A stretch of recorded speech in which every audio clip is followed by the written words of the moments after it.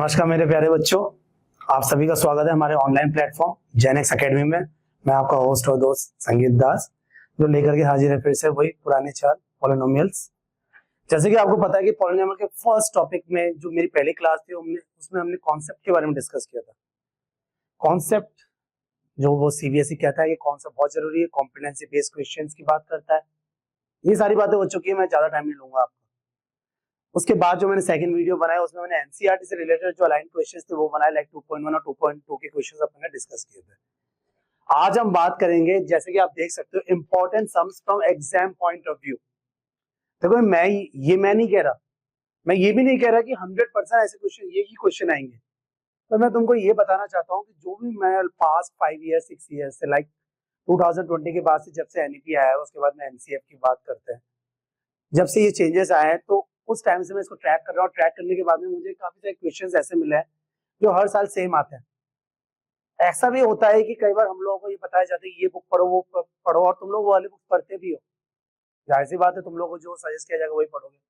पर मेरा मानना तो ये है कि आप उन बुक्स की जगह अगर कोशिश करो कि जो हम 15 to 20 क्वेश्चन आज करने वाले हैं, अगर उन्हीं क्वेश्चन पे स्टिक रहे तो देखा जाए तो उसी टाइप के उसी फॉर्म के ही क्वेश्चंस आपको आगे मिलेंगे। I am damn sure. तो स्वागत है आप सबका दोबारा। पहला क्वेश्चन आपके बोर्ड पे, if x is equal to 4/3 is a zero of the polynomial. Zero की बात हम पहले भी कर चुके हैं, जीरो होती क्या है, हमको फाइंड आउट करना है k की वैल्यू, यहाँ पे k दे रखा है। चलो इस क्वेश्चन को सॉल्व करते हैं। कैसे करें? 4/3 इज ए जीरो, जैसे कि आपको पता है कि यहाँ पे एक क्यूबिक इक्वेशन है, this is cubic polynomial. Okay, तो हम इसको सॉल्व करते हैं। 6x cube minus 11x square plus kx minus 20। आपको साफ साफ क्या रखा कि x की वैल्यू 4/3 रख के करनी है, इज ए जीरो। इसका मतलब है अगर मैं x की जगह पे 4/3 पुट करूंगा तो इस पूरे इक्वेशन की वैल्यू जीरो के इक्वल होगी। That's why it is known as zero. Okay, चलो आगे बढ़ते हैं, इस क्वेश्चन को सॉल्व करते हैं। हमें x की जगह फिल करना है 4/3, तो 6 मल्टीप्लाई एक्स क्यूब की जगह 4/3 to the power 3 minus 11 4/3 square, जहां जहां एक्स है वहां पे मैं 4/3 पुट करूंगा, प्लस के 4/3 माइनस 20। जैसा कि मैंने तुम्हें बताया था कि जैसे इस इक्वेशन की जगह जहां जहां एक्स है उसकी जगह आप वैल्यूज पुट करोगे तो पूरे इक्वेशन की वैल्यू जीरो हो जानी है, तो तभी तो उसको जीरो कहता है। अब हम आगे बढ़ते हैं। 4 की पावर 3 कितना होगा? 64, और 3 की पावर 3 27। इतना तो आपको पता ही होगा, उम्मीद करता हूं।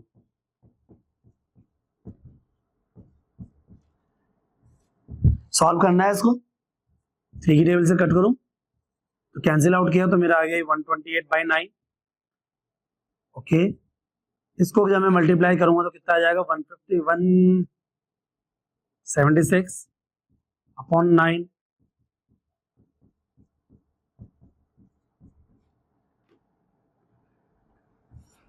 इसका निकालूंगा मैं एलसीएम, एलसीएम तो 9 ही आएगा, राइट।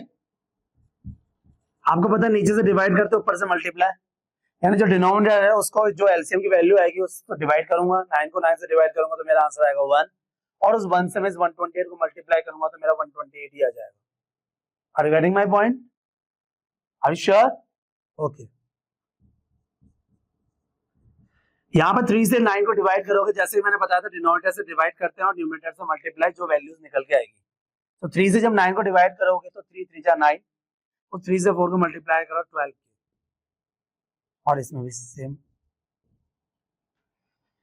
क्रॉस मल्टीप्लाई जब करोगे, यहाँ पे देखना भाइयों बच्चों, यहाँ पे इंप्लाइज का साइन लगेगा, इसको हम इंप्लाइज कहते हैं, और भी लिख सकते हो। जब इक्वल का साइन, अगर स्टेप हमें कंटिन्यू करना है और यहाँ पे ऑलरेडी इक्वल का साइन है तो यहाँ पे इंप्लाइज का साइन लगाना। देखो होता कुछ भी नहीं है, आप कहोगे सर हमने तो कभी लगाया नहीं, तो हमारे तो मार्क्स कटते नहीं है। चलो कोई बात नहीं, लगाया नहीं, मार्क्स नहीं करते हैं, बट पॉसिबिलिटी है कि जब आपके मार्क्स 70 अबव आने लग जाएंगे, 70, 71, 72 अबव आने लग जाएंगे, तो बोर्ड क्या करता है, वहां पे आपके मार्क्स डिडक्ट करने लग जाता है। इस बात को ध्यान रखना। इसलिए इन सब चीजों से बचने के लिए हमको पूरा इंटैक्ट इसको फॉलो करना है। जहां जहां प्रॉब्लम से कोई बात नहीं, अगर नहीं लगाते तो, लेकिन जिनके मार्क्स फुल लाने की चाह है, जिनको ऑब्वियसली सबको चाह होगी, पर फिर भी जो बिल्कुल इंटेंसिटी के साथ करने हैं क्वेश्चंस को, तो उनको हर एक बारीकी का पता होना चाहिए। चलो आगे बढ़ते हैं। 9 से 0 को मल्टीप्लाई करोगे तो 0 ही आ जाएगा।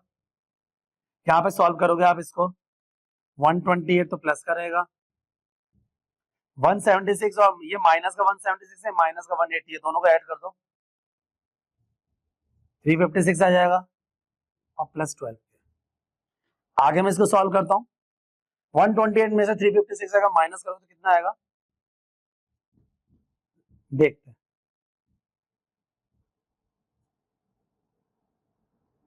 228, ठीक है।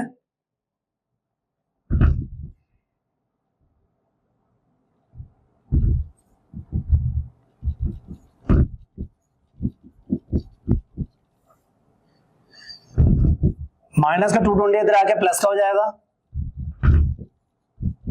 आपको के की वैल्यू फाइंड आउट करनी है, तो मल्टीप्लाई का जो 12 है ये डिवाइड में आ जाएगा, सॉल्व करोगे 19 आ जाएगी। पते की बात यह है कि अगर आपको आपका आंसर चेक करना है तो कुछ मत करो, इस पूरे क्वेश्चन में जहां पर के है वहां पे 19 रख करके देख लो। अगर इस पूरे क्वेश्चन की वैल्यू 0 के इक्वल आ जाती है, मतलब आपने सही किया। वैसे इतना टाइम होगा नहीं आपके पास एग्जाम के टाइम पे, बट ये क्रॉस चेक करने का हमारा तरीका है, इससे आप वेरीफाई कर सकते हो आसानी से।